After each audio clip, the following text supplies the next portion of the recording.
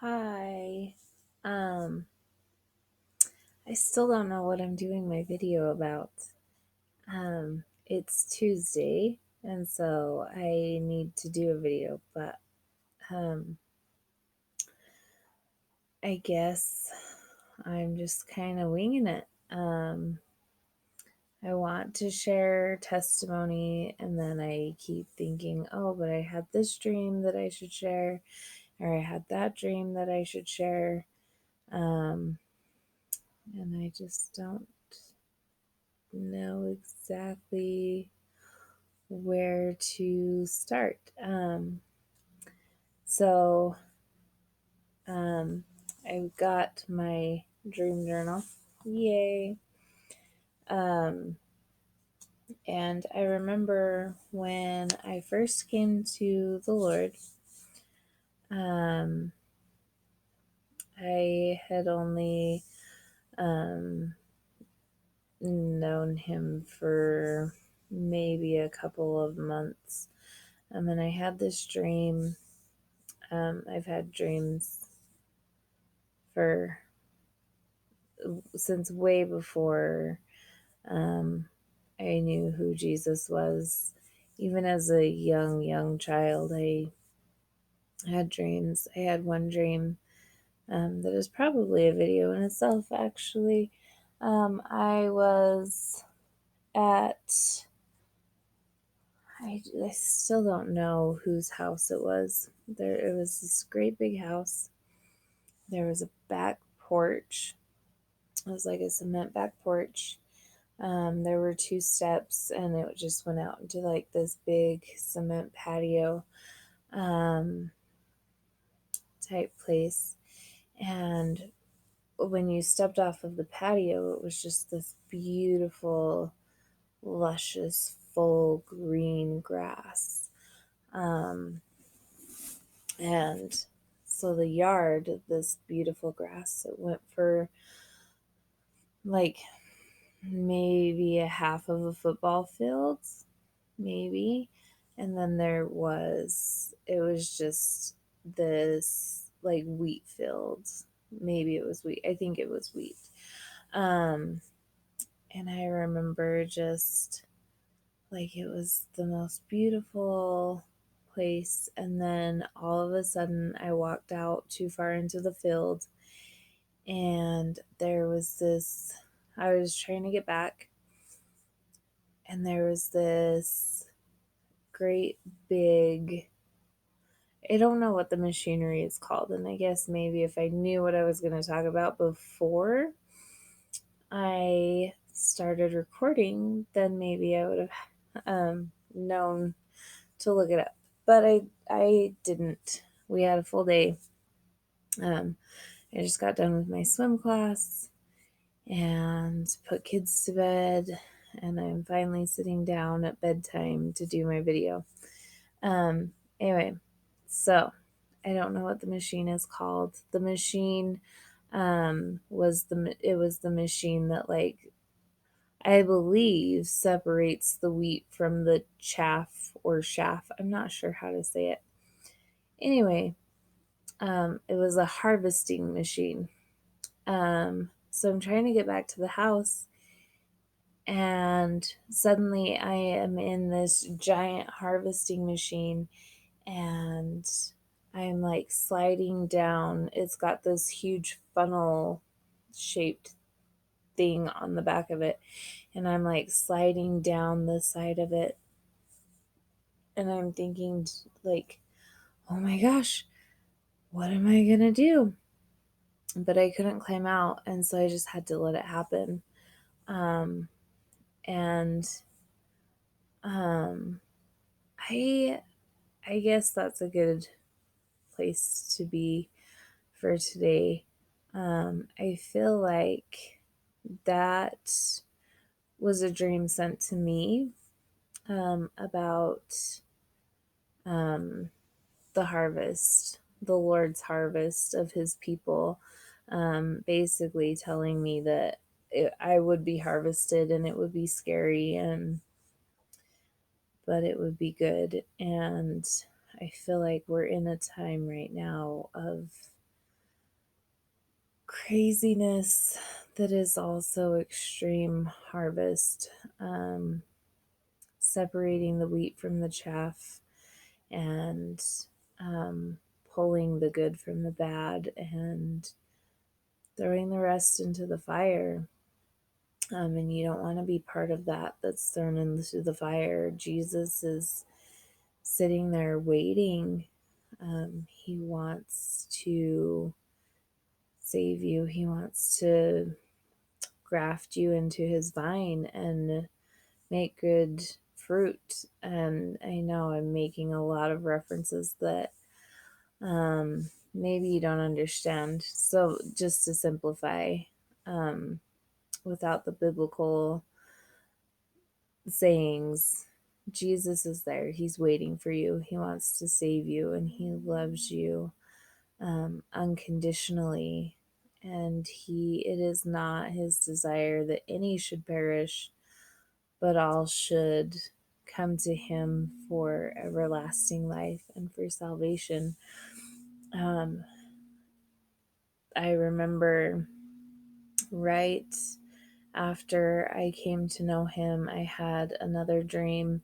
Um, it was a very, very strange dream. I was living in this apartment and there was like a tsunami or like a hurricane or something. It was very peaceful inside of my home. But outside, like all of this water had collected in the walkway in front of my door. Um, and I had some roommates, um, and they were just playing video games and they weren't paying attention to what was going on outside. And outside, all of this water had washed up in my walkway and it was like stuck there. And all of these beautiful, beautiful fish um, were there in that water that had washed up from this tsunami or whatever it was, hurricane, whatever. Um, and so I was like, I had this aquarium. And so I was like scooping the water out of the walkway to put it into the aquarium. And I was catching the fish to put into the aquarium. And I was like, why aren't you guys helping me? Like, we have to get these fish. We have to save these fish. And they're like, they're in the water. They're fine. And I was just thinking, but the water's going to go away. The water's going to dry up or recede or something. And then they won't have any water and these fish will die. Um, Later on, um, in my walk with the Lord, I came to realize when Jesus asks his disciples to come with him, he tells them, "Hey, come with me, and I'll make you fishers of men," because they were fishermen. Um, and he was meaning, "Come with me and be discipled, and I will um, make you prosper the gospel. I will make you win souls for the kingdom of God." Um, and so later on in my walk with the Lord, I prayed about that dream and just came to understand that those fish that I was pulling out of the water in the walkway were my fish that I would share the gospel with, and love on them. And so recently, I'm not exactly sure of the date.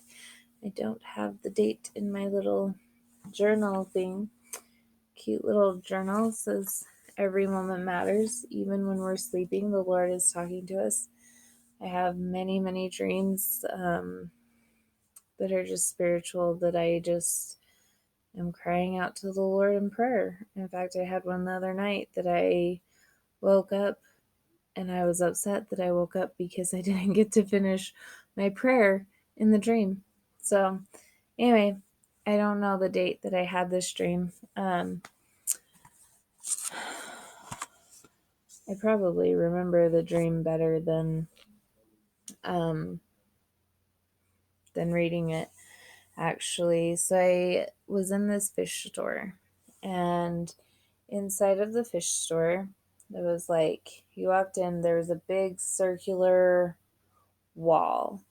Um, and there were cubicles, these little, maybe like, I don't know, 4x4 or 6x6 cubicles. And in each cubicle, there were all of these fish, these little tanks with the fish in it. And each fish had its own little cubicle. And then there were like, how do I explain it? There were like these counters or whatever with the cubicles for the fish as well. And then in the front part of the room that was not part of the circular thing, there was a counter, and it had these sinks.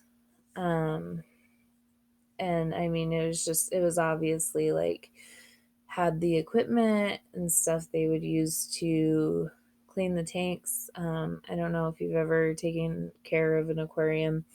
I personally have an aquarium, and like it's a lot of work. There's a lot of chemicals, there's a lot of stuff that goes into it. And so this little counter thing with the sinks and the water and everything was where they would take the fish, and then they would clean the tank and, you know, whatever. Um, and I remember wanting to buy these fish and to save all of these fish, and feeling like they were so lonely in their little cubicles. And I was like, why can't they be together? Like, which in the natural world, like you can't put some fish with other fish; they'll eat each other. But there are a lot of fish that you can house together, um, and a lot of fish that require companionship and friendship, and you know. So I'm like, why can't they have these fish together? And all of a sudden, I had this big black bag, and my black bag had like these compartments in it, like this. And it was, I mean, it was a pretty big bag. I can't show you because my camera doesn't like reach far enough. Anyway, it was a pretty big backpack. It probably had 20, 25 um, little compartments on it. And so I just, like, I remember trying to get the fish out, but I didn't actually ever touch any fish. But the fish just appeared in my bag. Um, and I was trying to get out of the door without anybody noticing, because I knew that if anyone noticed me taking the fish, then they would stop me and they would, sorry, they would not be happy about me taking the fish to go. And um, so while I was trying to get out, I had to stop because they didn't have enough water on top of them. And so I was like trying to get the bag underneath the little sink area on the counter to get water on top of them. Um, and I woke up because I was so panicked about these fish dying, that I didn't get to finish the dream and to know if I got them out or whatever. Um, and I just was like, Father, did I not tell my fish? Did I not tell my fish about your word? Did they already die into new life? Did they make it out? But I think more to the point is, um, God's word says that we can't serve two masters. We don't get a choice of whether we're serving a master. Um, we're either serving God or we're serving the devil. There's nothing else in this world. this world is physical and it looks like we have all of these choices and everything. And we do. But in each choice, it's either the Lord or the devil. And the Lord has freedom. He gives freedom. He allows us to make our own choices. But the devil, he doesn't care. His whole purpose is to try and become like God. Um, and so he's going to keep you in bondage. He's going to keep you in this little cubicle that you can't get free from. And as soon as you do get free, he is going to do everything possible to just completely dry you up and make your life miserable. That's a very poor way of explaining this. Anyway, um no, that would be a very poor way of explaining this also. The point being that you can be free with Jesus. You can have full, meaningful relationships, or you can be stuck in a little cubicle, lonely and miserable and afraid. And yeah, that's not the best way of explaining. And I jumped kind of all over, and I'm sorry. It's very late, and I usually am like asleep right now. And yeah, so I hope you had a great day. Sorry it's so late. Sorry I am not better prepared. Um, it's been crazy at our house. Good crazy. We're very blessed. Very, very, very blessed. We have a very, very full life. Um, but it doesn't always leave a ton of room for anything else. So I will try to get better at my videos, maybe recording at a different time, something, planning better. Thanks for being patient. Again, let me know if there's anything I can pray about for you. And I hope you have a wonderful, wonderful week. Please just trust the Lord. He is living water, He is power, He is healing, He can make use of nothing. He can make just wonderful out of misery. He can make things wonderful. So, yeah, I hope you have a wonderful week, and I will talk to you later.